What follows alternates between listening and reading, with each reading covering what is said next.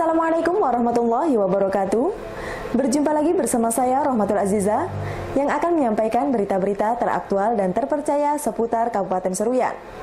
Edisi Rabu 16 Maret 2022 yang kami rangkum dalam Kabar Seruyan.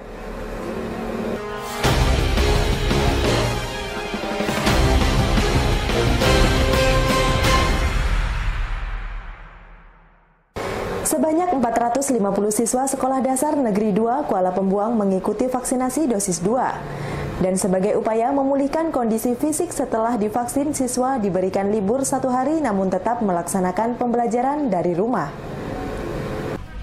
Dalam upaya mencegah penyebaran COVID-19, vaksinasi terus digencarkan pemerintah daerah Kabupaten Seruyan, di mana untuk vaksinasi anak usia 6-11 tahun sudah memasuki tahap 2 dan berjalan dengan lancar. Kepala Sekolah Dasar Negeri 2 Kuala Pembuang, Mona Oktiana Dewi mengatakan, pelaksanaan vaksinasi dosis kedua ini diikuti sebanyak 450 orang siswa, di mana setelah divaksin siswa diberikan waktu istirahat selama 1 hari, namun tetap melaksanakan proses pembelajaran dari rumah. Vaksinasi memberikan dampak yang positif terhadap proses pembelajaran di sekolah, karena kekebalan tubuh akan meningkat dan tidak mudah sakit, dan proses pembelajaran yang dilakukan juga akan lebih maksimal. Dari 262 siswa yang mengikuti hari ini kira-kira 450. Iya. Selebihnya yang tidak mengikuti vaksin itu dalam keadaan sakit. Iya, karena kan dalam keadaan sakit ini dalam arti kan cuaca juga kan. Tapi tidak ada yang tidak mengikuti vaksin. Selama pelaksanaannya ini dari yang pertama sama yang kedua ada kendala loh. Alhamdulillah dari yang pertama sampai kedua ini tidak ada kendala. Nah, di SD 2 KP1 tetap menjaga kekompakan dan dalam kegiatan ini pun sudah dibagi seksi-seksi. Jadi kami tidak merasa ada kendala satupun untuk kegiatan ini. Diharapkan setelah dilakukannya vaksin dosis 1 dan 2, proses pembelajaran dapat berjalan normal dan lebih aktif. Mengingat banyak waktu yang terbuang saat proses belajar dari rumah dan siswa menjadi tidak aktif mengikuti pembelajaran. Tim Liputan Seruyan TV.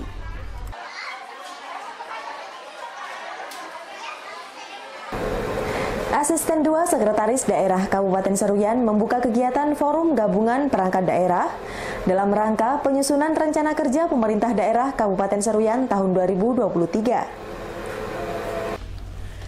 Forum Gabungan Perangkat Daerah yang diselenggarakan merupakan amanat Permendagri nomor 86 tahun 2017 tentang tata cara perencanaan, pengendalian, evaluasi pembangunan daerah, tata cara evaluasi Raperda tentang RPJPD dan RPJMD, serta tata cara perubahan RPJPD, RPJMD, dan RKPD. Asisten 2 Sekretaris Daerah Kabupaten Seruyan, Adianur mengatakan, program prioritas hasil perencanaan partisipatif yang telah dilakukan melalui pengendalian gagasan dan musyawarah akan disesuaikan dengan tugas dan fungsi perangkat daerah masing-masing.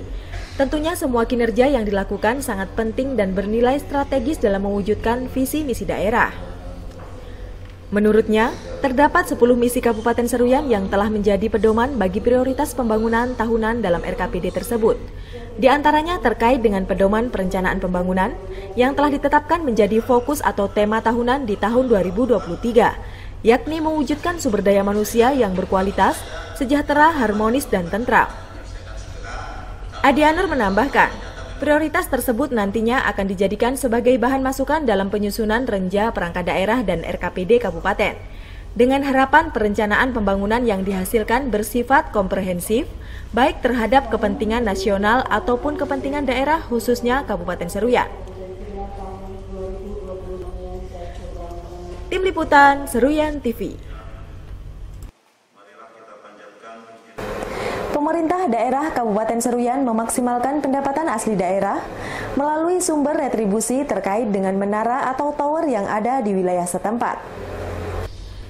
Tahun 2022 ini Diskominfo Kabupaten Seruyan telah mengeluarkan Peraturan Bupati Nomor 9 Tahun 2021 tentang tata cara penyelenggaraan retribusi penerimaan daerah terkait dengan menara atau tower, di mana hal tersebut sebagai salah satu upaya untuk memaksimalkan sumber potensi pendapatan asli daerah.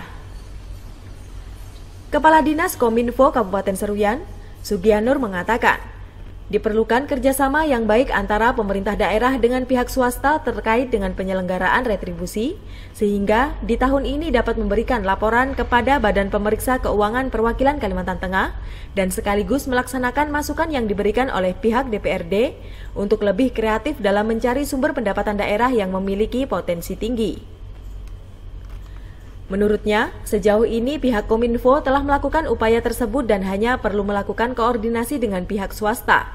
Berdasarkan data yang tersedia ada sekitar 85 menara telekomunikasi yang akan disinkronkan pendataannya. Jadi di tempat kita ini ada data yang sudah tercatat di kita, ada 85 menara telekomunikasi. Nah, yang itu yang insya Allah akan kita sinkronkan datanya, kita samakan datanya dengan teman-teman pemilik menara. Nah, sehingga kita minta supaya mulai tahun ini bisa membantu Seruyan membantu retribusi sesuai peraturan Bupati yang sudah disetujui oleh tim. Diharapkan pemerintah daerah dalam hal ini dapat membantu penyelenggaraan retribusi sesuai dengan peraturan yang ada, agar pendataan menara telekomunikasi dapat terrealisasi dengan baik dan hasilnya bisa dinikmati oleh kesejahteraan masyarakat. Tim Liputan Seruyan TV. Dewan Perwakilan Rakyat Daerah Kabupaten Seruyan mengharapkan meski pembelajaran tatap muka terbatas masih berlangsung, namun jangan sampai mengurangi kualitas pembelajaran.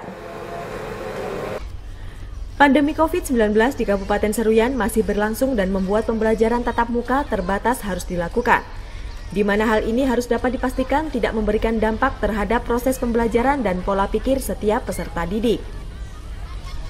Wakil Ketua 1 Dewan Perwakilan Rakyat Daerah Kabupaten Seruyan, Bambang Yantoko mengatakan, meskipun pembelajaran masih dilaksanakan secara terbatas, namun tidak boleh mengurangi kualitas pembelajaran yang dilaksanakan.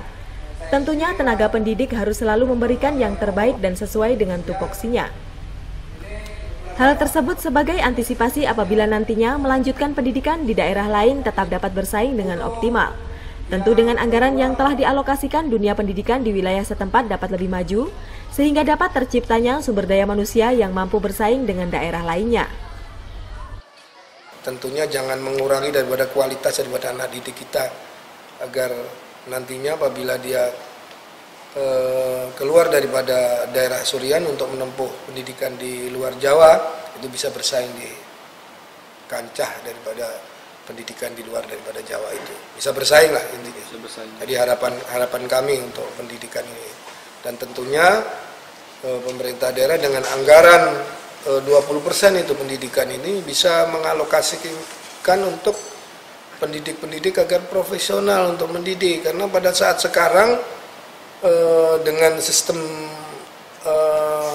daring kemarin berapa tahun ini otomatis mempengaruhi itu pola belajar anak, pola daripada penyerapan anak. Ini harus betul-betul jeli nih pemerintah daerah, dalam hal ini Kepala Dinas Pendidikan. Diharapkan pemerintah daerah melalui instansi terkait dapat memperhatikan segala keperluan mengenai aspek pendidikan, agar pendidikan di setiap sekolah bisa berjalan efektif dan lebih bermutu. Tim Liputan Seruyan TV. Dewan Perwakilan Rakyat Daerah Kabupaten Seruyan akan melaksanakan sosialisasi rancangan peraturan daerah terkait dengan surat keterangan tanah adat dari pemerintah daerah. Dalam waktu dekat, DPRD melaksanakan kegiatan untuk membahas sejumlah peraturan daerah, terutama mengenai perda yang sangat penting, salah satunya permasalahan SKT adat. Wakil Ketua 1 Dewan Perwakilan Rakyat Daerah Kabupaten Seruyan, Haji Bambang Yantoko mengatakan, pada dasarnya semua kegiatan yang dilakukan oleh pemerintah daerah akan terus didukung agar terselenggara dengan baik, sehingga akan memberikan dampak yang positif terhadap sektor pembangunan dan perekonomian daerah. Untuk itu pihaknya akan segera melakukan uji publik ke sejumlah kecamatan, karena juga ada beberapa poin penting lainnya terkait dengan pembangunan gedung, sehingga perlu mendapatkan perhatian dan ditindaklanjuti sesuai dengan peraturan yang berlaku. Tadi beberapa hal itu yang menyangkut masalah tentang beberapa perda yang harus kita jadwalkan karena ini sangat urgent sekali. Itu ada peraturan tentang pembangunan gedung dan sebagainya, mengganti EMB kayaknya. Itu yang segera kita harus tindak lanjuti. Itu menyangkut masalah perpajakan itu. Yang kedua juga ada beberapa agenda DPR yang harus segera disosialisasikan ke masyarakat, yaitu tentang perda kalau di pemerintahan itu SKT, kalau SKT adat, tentang SKT adat. Rencana di minggu depan ini kita akan uji publik ke daerah. Politisi Partai Golongan Karya tersebut menambahkan, apabila sosialisasi perda SKT adat dan perda pembangunan gedung berjalan baik, dapat dipastikan perekonomian daerah juga akan lebih baik dan kesejahteraan masyarakat menjadi lebih optimal. Tim Liputan Seruyan TV. Demikian berita yang kami sampaikan kali ini. Saya Rahmatul Azizah beserta kru yang bertugas mohon undur diri dari hadapan Anda. Terima kasih dan sampai jumpa. Wassalamualaikum warahmatullahi wabarakatuh.